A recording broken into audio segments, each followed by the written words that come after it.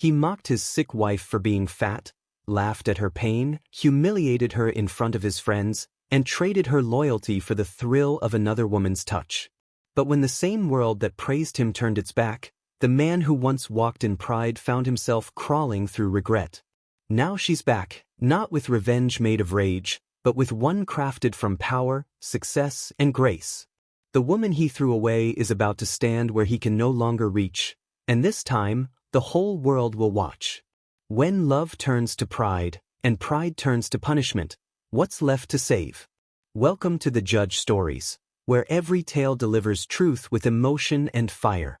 Please subscribe to help us grow, and tell us in the comments which country you're watching from. We love seeing how far our stories travel. Ifeoma Uche was 35, soft-faced and big-bodied, the kind of woman whose laugh warmed a whole corridor. She and her husband, Chike, shared a single room in coal camp, a Nugu, zinc roof crying whenever the clouds gathered. Their bed squeaked. Their wardrobe was a painted wooden box. When gas finished, Ifeoma crouched behind the house to fry akara on a 3-stone fire, humming church choruses as smoke curled into Harmattan air. Yet inside that cramped room lived a stubborn kind of wealth. Ifeoma's hands were busy and gentle, her eyes fierce and hopeful. "Nkem," she would say, rubbing Chike's shoulders when he returned tired from another fruitless search, "no worry. One day you go wear suit and tie. People go call you sir." Chike would smile without strength. "But see where we day Ifi. Where we day no matter. Who we be, na matter pass. I believe you." They had 2 children, Chioma, 8, who read second-hand storybooks like they were talismans, and Samto, 5, who followed his mother everywhere, announcing, "I go be engineer." Each dawn, Ifeoma set a pan of batter by the roadside, dropping spoonfuls into hot oil, the akara puffing and turning golden. Some mornings she washed office curtains. Other days she scrubbed floors till they shone like wet cassava leaves. Every naira returned home. When Chike grew ashamed, Ifeoma pressed coins into his palm. "Buy newspaper. Check vacancy. Today fit be the day." He would nod, swallowing pride with gratitude.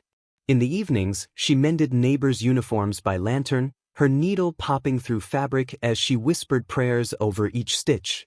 Illness had begun to creep like a shadow she pretended not to see, swelling around her ankles, breath that shortened too quickly, a tiredness that coffee and courage could not chase. "Rest small," Ngozi, her friend, would plead. "I go rest when my husband get work," Ifeoma answered, tying her wrapper tighter. The children learned to read the rhythms of lack without bitterness. When rain beat the zinc and water dripped into bowls, Chioma would write little labels: kitchen, bedside, door, turning leaks into a private game. Samto fetched firewood with the seriousness of a soldier.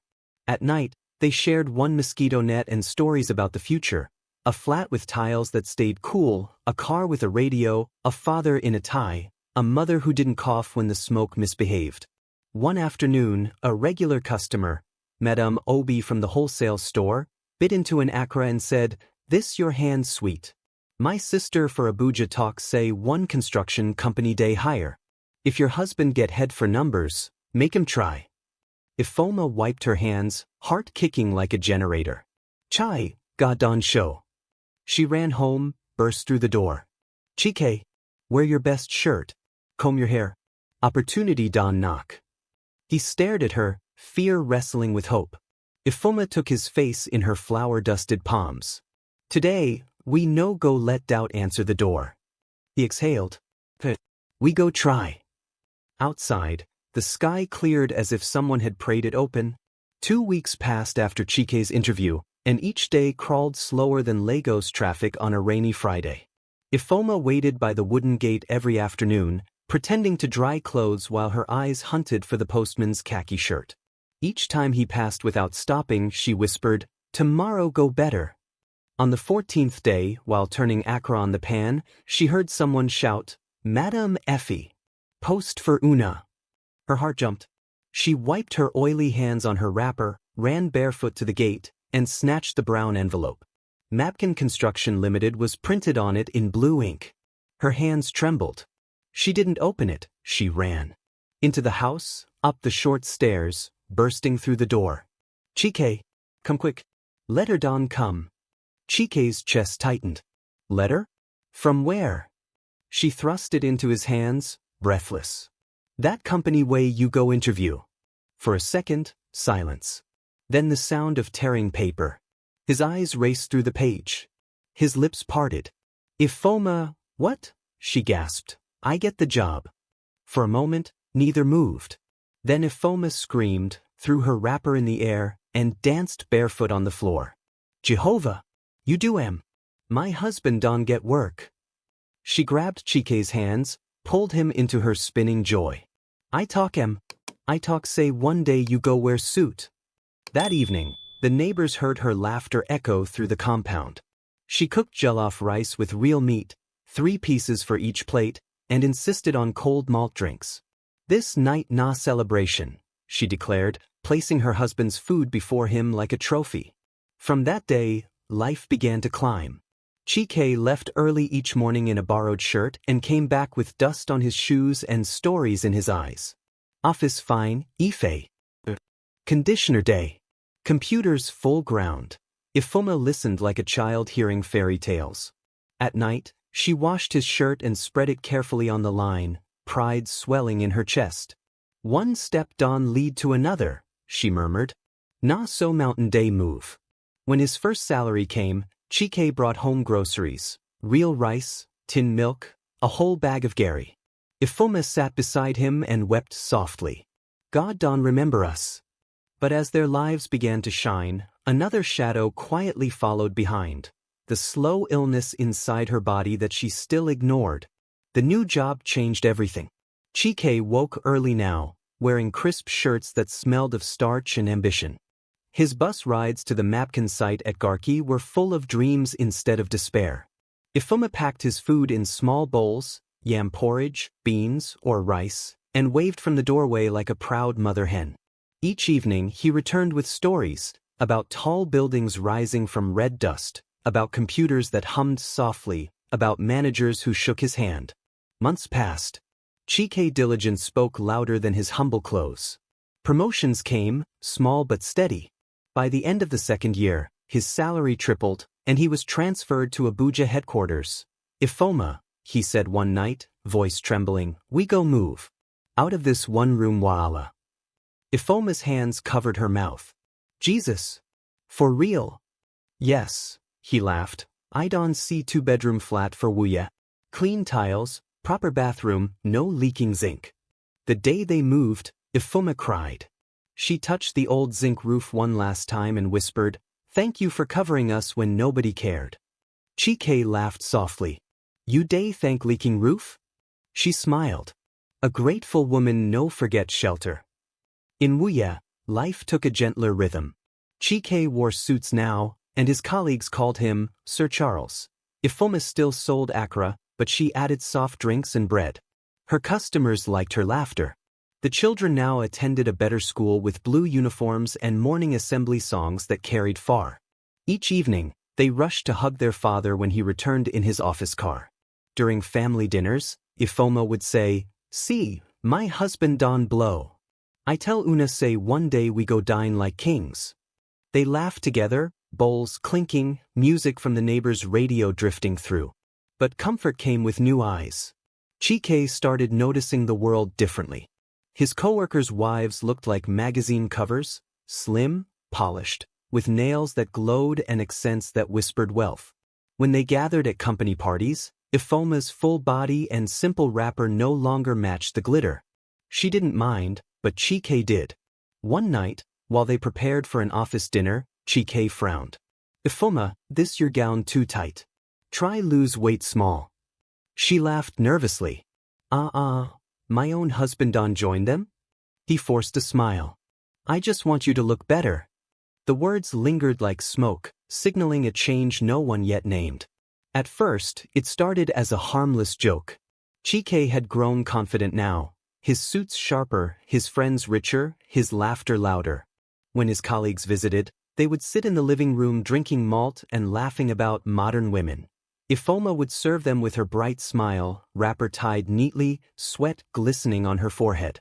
But soon her laughter stopped being enough. One evening, after she set down a tray of pepper soup, one of the men chuckled, "Manager, your wife day enjoy. See as she round like Sunday rice."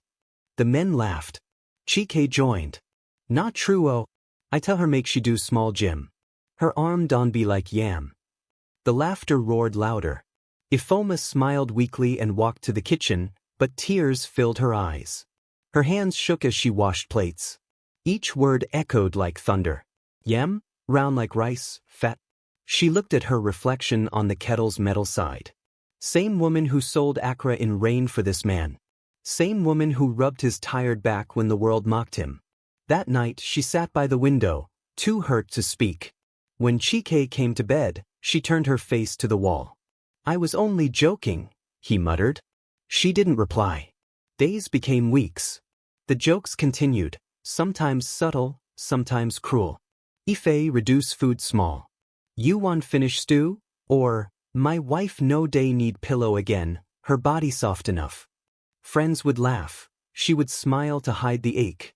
Then one Sunday, she wore a new red gown she'd sewn for church, one that made her feel beautiful again. She twirled shyly before the mirror and asked, "Nkem, how I look?" Chike looked up from his phone, expression cold. "You look like bag of rice tied with ribbon." Silence. Even the clock seemed to stop ticking.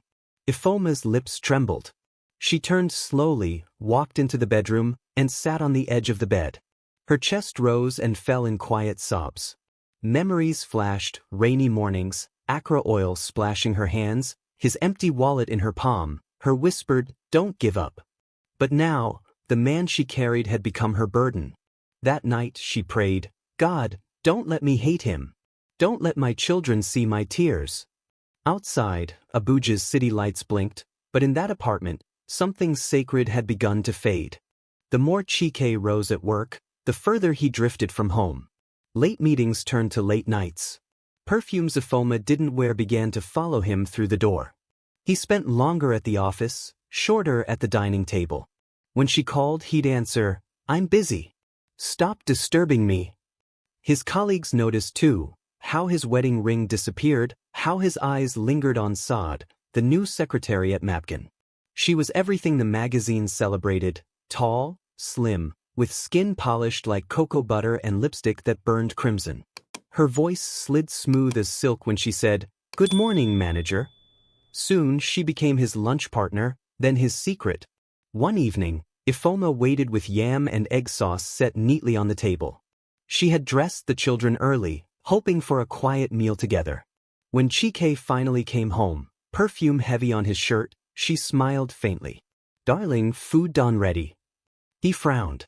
"Ifoma, you're sweating already this early evening." "Always sweating. You disgust me." Chioma froze mid-bite. Santo dropped his spoon.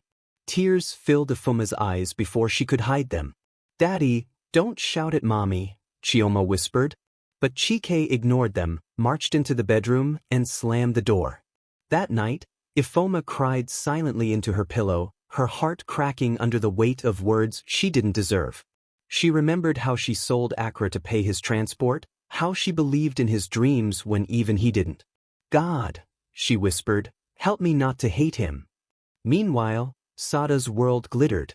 She laughed softly against Chike's chest at a restaurant in Mitama, saying, "Why you still keep that fat woman? You're a big man now. You deserve better." Chike chuckled, sipping his drink. "Soon, baby. Very soon." Sad smiled, tracing his tie. "Be fast. I'm tired of sharing you." When Chike came home that night, Ifoma was still awake, pretending to sew. "Chike," she said gently, "you smell different these days. Are you seeing someone?"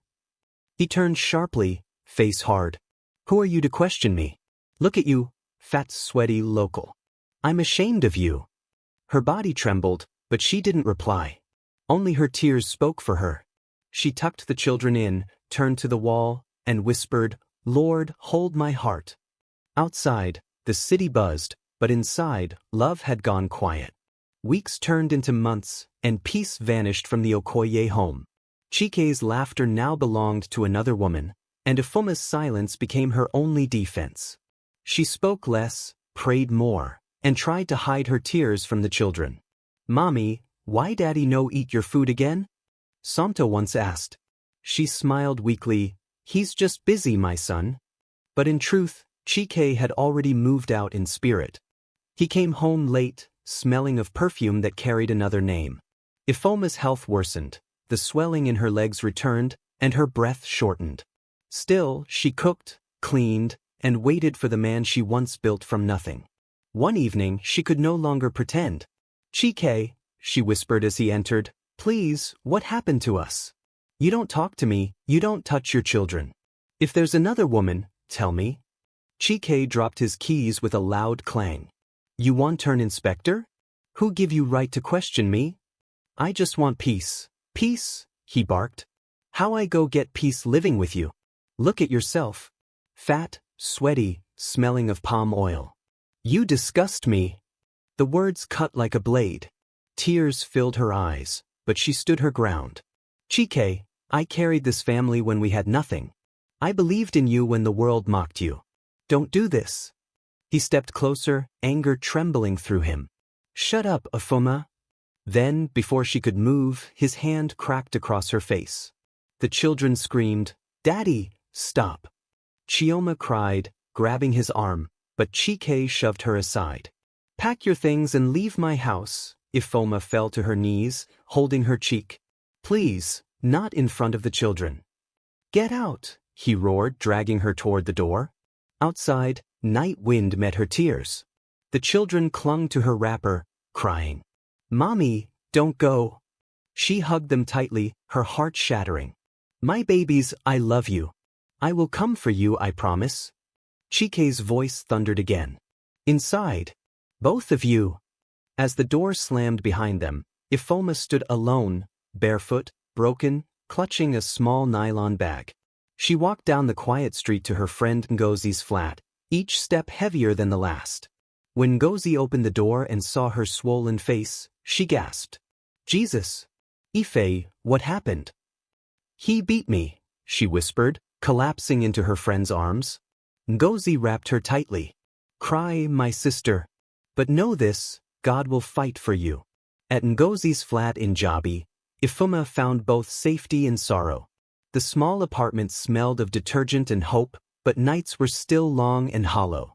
She missed her children, their laughter, their chatter, the way Samto curled into her arm before sleep. Each evening, she sat by the window watching headlights crawl past, whispering, "God, protect my babies. Don't let them forget me." Ngozi was her rock. She gave her a room, a shoulder, and her faith. "Ife, cry, but don't break," she would say, serving hot tea. "Men like Chike forget that crowns can fall. Yours will rise again." "I don't want a crown," Ifoma replied softly. "I just want my children." Back at Wuya, the house had changed. Saad moved in boldly, replacing curtains, spraying loud perfume, and erasing every trace of Ifoma. She threw away family photos and even used Ifoma's kitchen utensils. When Chioma saw her sitting on their mother's chair, she whispered, "Who are you?" Saad smirked. "I'm your daddy's new woman. Go and bathe." Samto shouted, "You're not our mommy." "Enough." Chike barked. "Respect her. She's your new mother." The children burst into tears and ran to their room. That night, Chioma whispered to her brother, "One day mommy will come back." Samto nodded, clutching her hand. She promised. Meanwhile, Chike's world looked perfect on the outside. New car, new woman, laughter at work. But inside, the peace was gone. The children had stopped smiling. The house felt colder, and Sada's laughter no longer sounded sweet. Still, pride kept him blind. Back at Ngozi's, Ifoma began to rebuild herself. She helped cook, cleaned, and sold puff-puff by the roadside. Each coin she earned, she folded carefully into a tin box labeled Hope. When Ngozi found her awake at midnight, she asked, "You still thinking about him?" "No," Ifoma whispered. "I'm thinking about who I'm becoming." But her heart was not yet done breaking. One afternoon, while returning from the market, she saw a familiar car stop by the junction. It was Chike's. Sod stepped out in a tight red dress and dark shades. Their eyes met. Sod smirked. "So, you're the wife?" She looked her up and down. "Now I see why he's ashamed. Look at you, fat old. Leave him alone, he's mine now." Tears burned to Fuma's eyes, but she said nothing. She just walked away, each step a prayer. "Lord, fight my battles in your time." Days turned into weeks, and Afoma's pain became prayer.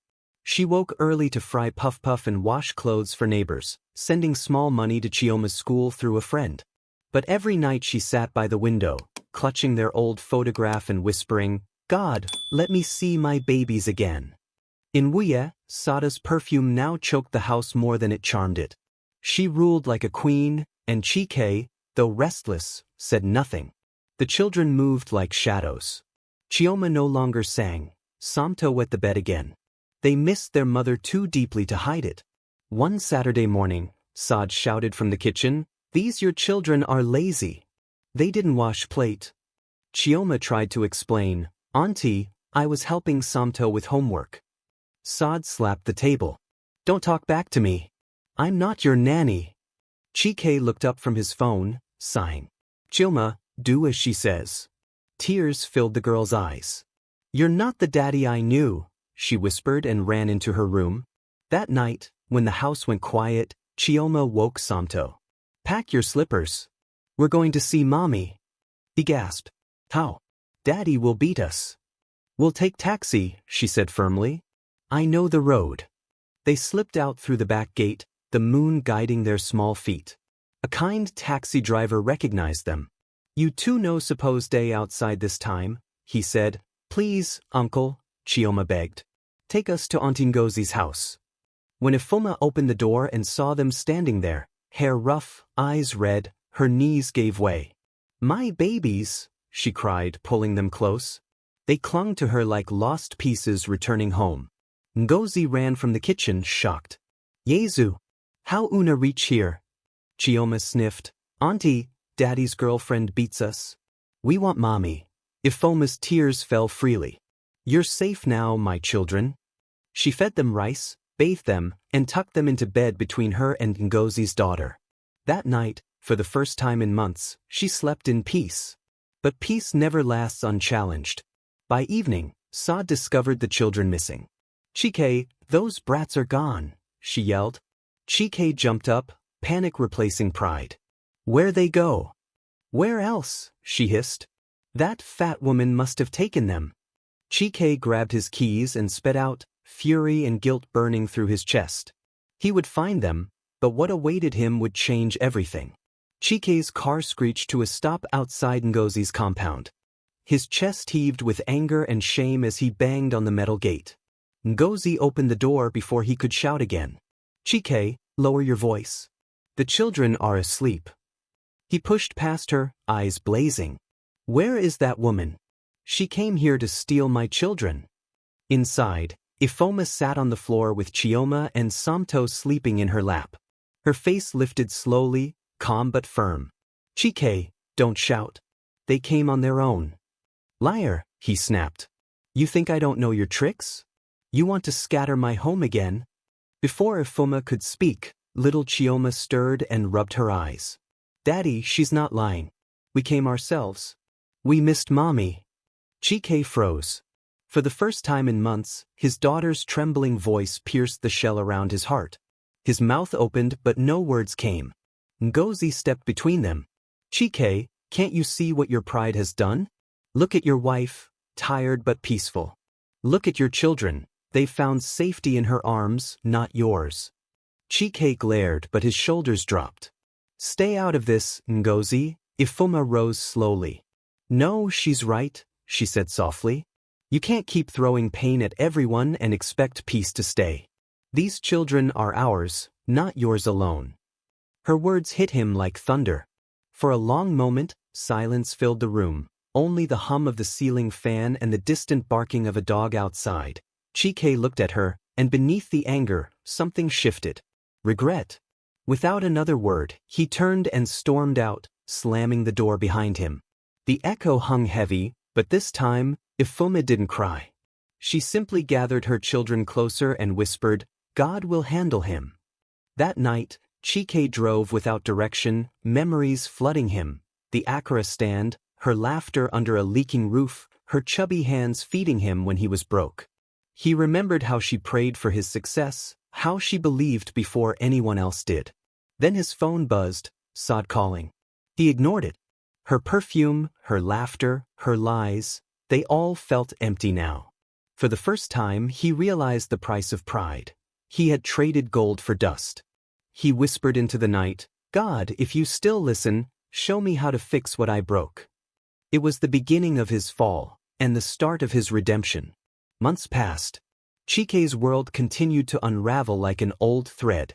His performance at work dropped. The charm that once drew applause now brought sighs. Sod, tired of pretending, began to show her true face. You've become boring, she hissed one night. No money, no fun. What do I need you for? Chike rubbed his temples. Sod, please, not tonight. She laughed coldly. You threw away your wife for me. Now look at you, pitiful. A week later, she was gone, along with his savings and his peace. Not long after, a car accident left him broken, both legs in bandages, trapped in a wheelchair. The once proud manager now needed help just to reach for water. News reached Ngozi's compound. When Ifuma heard, her breath caught. He's alive. Ngozi nodded. Yes, but shattered. Sod left him the same day he came home from hospital. Ifuma looked down, quiet. Pride always finishes the proud. Yet something inside her softened. He was once my husband, she whispered, and the father of my children. 2 days later, she stood before Chike's door. When he looked up and saw her, his breath broke. Ifoma, she stepped closer, calm and radiant in a sky-blue gown. I came because forgiveness is heavier than anger. He lowered his head. I don't deserve it. I mocked you. I destroyed our home. And still, she said gently, I forgive you, but forgiveness doesn't mean return. It means peace. Months later, their story took a full turn. Ifuma's Puff Puff business grew into a healthy snack brand called Accra & Company. A foundation invited her to speak at a corporate empowerment event in Abuja. Unbeknownst to her, Mapkin Construction, Chike's company, was one of the sponsors. The ballroom sparkled that day. Ifuma walked to the podium in a flowing red gown, glowing with grace and confidence. Chike sat in the front row, wheelchair beside the stage, tears already glimmering. Her voice was steady. I was once mocked for my body and forgotten for my kindness. But pain became my teacher. Today, I stand here to tell every woman, your worth is not in your weight but in your will. Applause filled the hall. Chike rolled forward, trembling. Before everyone here, I'm sorry. She turned, eyes kind but unflinching. Apology accepted. But remember, respect is the bride price of love. The crowd erupted. That night, Abuja saw what true revenge looked like. Not bitterness, but success wrapped in forgiveness.